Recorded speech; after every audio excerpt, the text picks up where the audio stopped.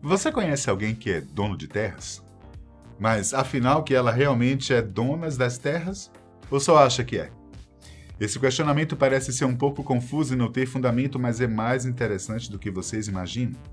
Mesmo que uma pessoa seja dona de algumas terras, será que ela também é dona do que está no subsolo? Gente, infelizmente as coisas não são bem assim. Mas afinal agora eu vou ser um pouco mais profundo. Quem é o maior proprietário de terras de todo o mundo? Como eu citei, essas perguntas podem parecer um pouco confusas, mas acreditem, existem respostas para todas elas. Meu nome é Benjamin e hoje eu vou falar um pouco sobre os verdadeiros donos do mundo. Você tem casa própria? Será que as terras onde sua casa foi construída realmente são suas? Para responder a essa pergunta, eu preciso fazer uma viagem no tempo e explicar em uma curta aula de história, bem ligeirinha, como foi feita a distribuição de terras no Brasil. Antes da invasão portuguesa no Brasil, os donos de terras eram os índios. É claro que eles não tinham um documento provando que eram donos das terras. Na verdade, os índios se dividiam em territórios. Depois da invasão portuguesa no Brasil em 1500 até o ano 1822, qualquer terra brasileira era propriedade da coroa portuguesa. Entre 1822 e 1850, o Brasil passou pela posse livre das terras devolutas, ou seja, terras inexploradas. Nesse tempo ainda não existia valor de compra e venda, portanto as terras eram usadas apenas para cultivo. Com a alta expansão de café no ano de 1850, acompanhada do surgimento da Lei Eusébio de Queiroz, que proibia a entrada de africanos escravos no Brasil, o governo brasileiro incentivou a entrada de imigrantes europeus para substituir o trabalho escravo. Neste mesmo ano, o governo brasileiro criou a Lei de Terras com o objetivo de oferecer mão de obra aos produtores de café. Você se lembra da novela Terra Nostra, que mostrava imigrantes italianos vindo trabalhar no Brasil? Pois é, gente, a novela contava exatamente esse período da história do Brasil. Mas vamos voltar ao foco do nosso vídeo. Essa lei proibia que imigrantes pudessem comprar terras, o que os levou a trabalhar em fazendas em troca de um salário muito baixo. Sendo assim, as terras inexploradas se tornaram propriedade do Estado, podendo ser negociadas apenas através de leilões. Mas como poucas pessoas tinham condições de comprar terras, apenas os grandes latifundiários passaram a comprar. A Lei de Terras também dizia que todos os recursos oriundos dos leilões deveriam custear a vinda de novos imigrantes, que chegavam aqui com a promessa de que teriam direito de adquirir terras, o que era mentira. A partir desse momento, as terras deixaram de ser usadas apenas para cultivo e passaram a ser moeda de troca, ou seja, de compra e venda. Com isso, era possível adquirir um patrimônio particular. Só que muitas pessoas desonestas começaram a aparecer com documentos falsos para garantir ou ampliar suas terras. Foi somente em 1988 que a Constituição passou a fazer expropriação de terras e a realizar reforma agrária em fazendas que utilizassem mão de obra escrava. Bom, esse é um breve histórico de como se iniciou a compra e venda de terras no Brasil. Mas existe uma curiosidade sobre esse assunto. Você sabia que mesmo sendo dono de terras, você não tem direito ao subsolo? Quem detém o controle dos nossos recursos minerais é o governo. A propriedade do solo não implica na posse do subsolo, dos cursos dos rios e quedas d'água. Ou seja, todos os minérios e metais preciosos sob a terra e todos os cursos d'água, fontes de água mineral, rios, cachoeiras, praias e lagoas são patrimônio do povo brasileiro.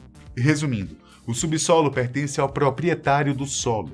Na verdade, o que se separa é a propriedade das jazidas e do imóvel em que estejam situadas. Por exemplo, se você encontrar petróleo no seu lote, infelizmente você não vai lucrar R$1 sequer. Segundo a legislação brasileira, todo o petróleo que está no subsolo pertence ao governo federal. Agora, uma pergunta. Você sabe quem é o maior dono de terras em território brasileiro? Ou melhor, qual a maior fazenda do Brasil? Um lugar que possui escola, supermercado, igreja, quadra de esportes, clínica odontológica e estação de tratamento de esgoto, obviamente devia ser uma cidade, certo? Não exatamente. Eu estou falando de uma fazenda onde moram cerca de 1.000 pessoas, situada no estado do Mato Grosso. A Fazenda Roncador, uma das maiores propriedades produtivas do mundo, tem mais de 800 quilômetros de estrada e é maior que a região metropolitana de São Paulo. Essas terras pertencem ao grupo Roncador, que atua com agricultura e pecuária, além de fazer mineração de calcário agrícola. Analisando essa enorme fazenda, você poderia imaginar que o grupo é um dos maiores proprietários de terras do mundo, certo?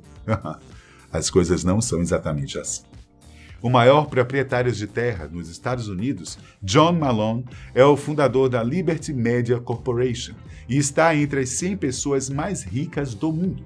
Ele possui fazendas em vários estados americanos, sendo que as propriedades da família Malone são 150 vezes maiores do que Manhattan. Estima-se que, no total, suas propriedades possuem ao todo cerca de 2,2 milhões de acres. O segundo maior proprietário de terras dos Estados Unidos é Ted Turner. As terras preferidas do também fundador da CNN é uma fazenda de 590 mil acres no nordeste do Novo México e sul do Colorado. No total, as terras de Ted Turner têm cerca de 2 milhões de acres. Já em Londres, o britânico Hugh Grosvenor não precisou trabalhar para ser dono de metade da cidade de Londres. Hugh herdou o patrimônio de seu pai, Gerald, um rico aristocrata e filantropo muito conhecido na Grã-Bretanha. Chamado de dono da metade de Londres, Hugh agora é dono da maior parte dos bairros de Belgrávia e Mayfair. O patrimônio de Hugh gira em torno de 12 bilhões de libras, fazendo dele a pessoa mais rica da Inglaterra e do mundo, com menos de 30 anos. E diante de pessoas tão poderosas como as que citei, poderíamos dizer que elas são praticamente as donas do mundo. Na verdade, caros amigos, mesmo que essas pessoas tenham poder, muitas terras e riquezas, elas estão longe do topo com pessoas com mais propriedades do mundo. Então vamos lá que eu vou citar as 3 pessoas que podem realmente ser consideradas as donas do mundo. Que tal começar falando do Papa? Sim, o Papa Francisco é um dos homens com mais propriedades no nosso planeta. Você tem ideia de quantas propriedades o Vaticano possui apenas na Itália? Além de ser proprietário do menor estado soberano do planeta, o Papa é dono de cerca de 20% dos imóveis italianos. São igrejas, escritórios, hospitais, escolas, asilos, orfanatos, universidades, hotéis, edifícios residenciais e terrenos. Ao todo, todas essas propriedades somam cerca de 115 edifícios. Vale lembrar que, em muitas dessas propriedades, o Vaticano não é obrigado a pagar impostos. O Vaticano possui cerca de 108 acres de terras. Uma quantidade pequena, né? Mas eu estou falando apenas do território onde o Vaticano está localizado. Ao redor do mundo, a Igreja Católica possui cerca de 177 milhões de acres, incluindo instituições religiosas, dioceses e embaixadas pertencentes ao Vaticano. Ao todo, as propriedades estão distribuídas em 81 países.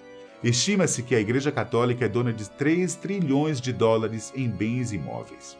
Em segundo lugar, temos Salman bin, o rei da Arábia Saudita. Salman assumiu o trono em 2015, depois da morte de seu irmão. A vida do rei é regada de gastos extravagantes, com jatos particulares, iates de luxo e helicópteros. Quanto às suas propriedades, elas estão espalhadas por todo o mundo, e o hall inclui castelos e palácios mobiliados com peças revestidas a ouro. O rei possui nada mais, nada menos que 553 milhões de acres no total. É muita terra, né?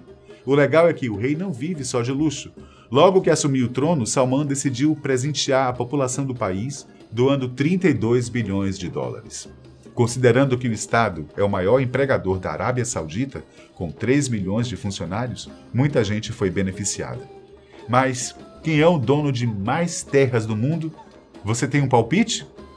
Sim, realmente quem tem mais propriedades no planeta é a Rainha Elizabeth. Na Inglaterra, as terras não pertencem ao governo, mas sim à coroa. A Rainha Elizabeth é dona de cada pedacinho do Reino Unido. Se tirarmos os oceanos, ela é dona de 1/6 das terras de todo o mundo. Ela é uma das únicas pessoas do mundo que é dona de um país inteiro, possuindo cerca de 6,6 bilhões de acres de terras. As propriedades da rainha giram em torno de 25 trilhões de libras. Isso a tornaria a pessoa mais rica do planeta. Porém, existe o fato que a tira do topo. A rainha não tem direito ao lucro dessas terras. Isso faz com que a riqueza real da rainha gire em torno de 275 milhões de libras.